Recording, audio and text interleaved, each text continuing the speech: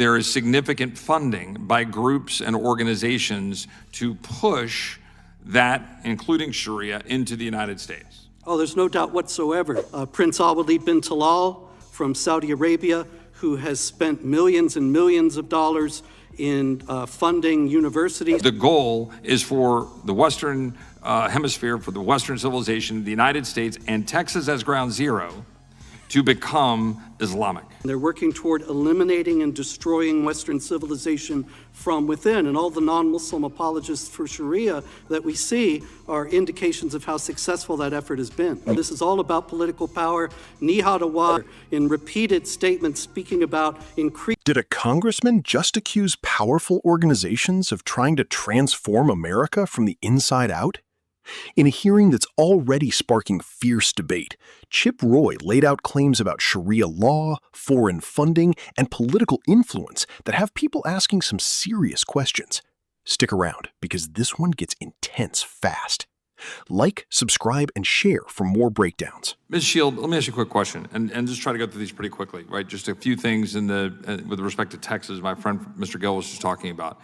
Is it true that of Austin, including there's a big center in West Campus, the University of Texas, including other places? In other words, it's not just located just Epic City. Is that correct? That's correct. So I'm also talked to a number of people, particularly in the Dallas-Fort Worth Metroplex, women in particular, who will tell me that there are enclaves and areas throughout the Dallas-Fort Worth Metroplex where they do not go, where there are women, Texans, who say that because they are in areas that have a high concentration of Muslim men, and because of the nature of what's going on in those areas, that there are now, quote, no-go zones in the Dallas-Fort Worth Metroplex. Is that correct? That's correct. And I've heard that from multiple people in multiple places throughout that area, correct? Correct.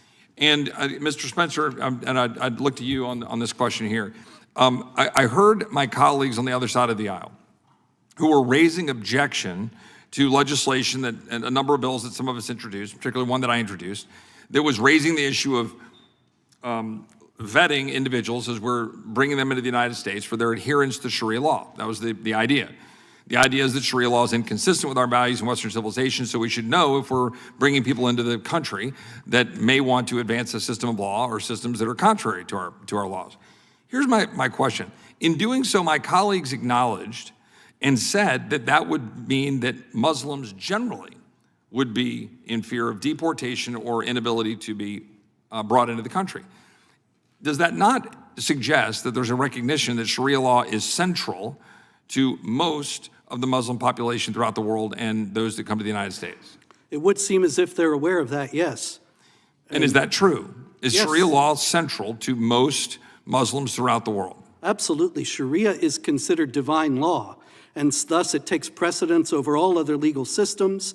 In areas of the Muslim world where it is not fully implemented, such as Egypt or Syria, other countries, it still has a tremendous cultural influence, such that elements of it are often enforced by individuals or groups where the government doesn't do so. And is it not true also that there are some 50+ countries throughout the world in which Sharia is either entirely the law or central to the law in a mixture of its religious implementation, but also its civil? Yes, that's right. There are 57 members of the Organization of Islamic Cooperation, 56 nations, and the Palestinian Authority. Is it also not true that when we're talking about the advance of the Islam population, or the population of Muslims that adhere to Islam in this country, that it is not also true that there is significant funding by groups and organizations to push that, including Sharia, into the United States? Oh, there's no doubt whatsoever. You have, for example, Prince Al-Walid bin Talal from Saudi Arabia, who has spent millions and millions of dollars in funding universities such as Georgetown, where they have now the Prince Al-Walid Center for Muslim Christian Understanding that is designed essentially to whitewash Islam, jihad, and Sharia and present a version of these things that are designed to foster complacency. And also have the government of Qatar doing the same thing on an even larger. In addition to these countries, in addition to foreign funding, there are organizations such as CARE and other organizations that are designed to implement and advance the existence of Sharia and the advance of Islamism in the United States. Is that true? Oh, certainly. Omar Ahmed, the co-founder of CARE, has been on record saying the Quran should be the only law of the land. He has denied saying this, but the original reporter stuck by her story. Ibrahim Hooper of CARE, the famous spokesman for the organization, said that he wanted to see the government of the United States become Islamic sometime in the future. And this is something that is clear from all of CARE's actions. And would it be safe to say that the goal of those organizations, and the Muslim Brotherhood, as my friend Mr. Gill said, also from Texas, that the goal of those organizations in advancing Islamist movement in the United States, that the goal is for the Western Hemisphere, for the Western civilization, the United States, and Texas as ground zero, to become Islamic? Oh, there's no doubt about it.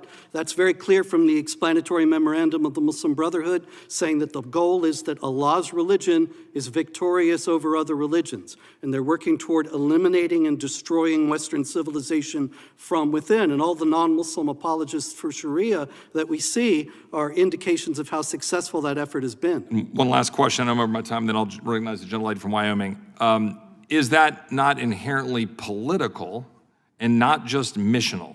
In other words, not just saying, hey, we would like people to know Allah and to know the teachings of Muhammad and Islam, as much as a Christian might want to advance the mission of Christ, but that it is political in ideology and in effect. There's no doubt whatsoever. This is all about political power. Nihad Awad, the executive director of CARE, has made that quite clear in repeated statements speaking about increasing the number of Muslim congressmen, getting Muslim senators, and increasing Muslim political power on that basis. There's a movement afoot across the United States that seeks to overthrow our legal system and the Constitution to replace it with a foreign legal system that upends our American way of life.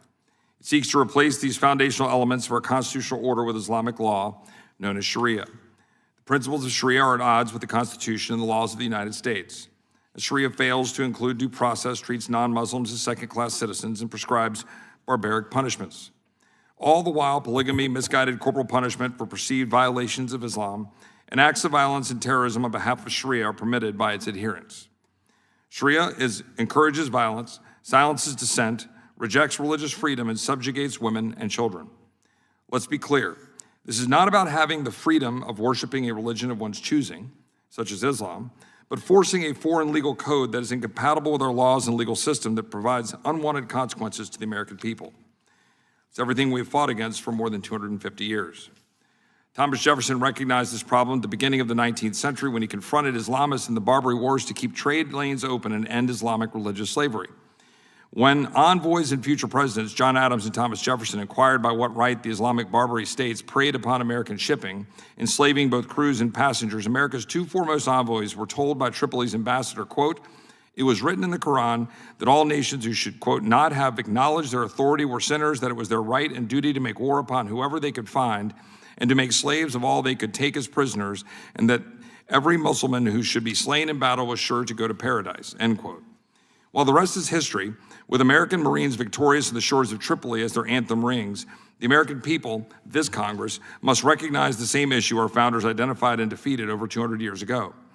Islamists are forcing their legal code onto non-believers by violence or the threat of it by any means necessary.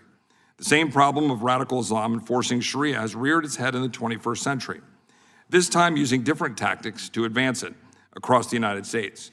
Some of you might think of Sharia as a 2010s buzzword. That is wrong.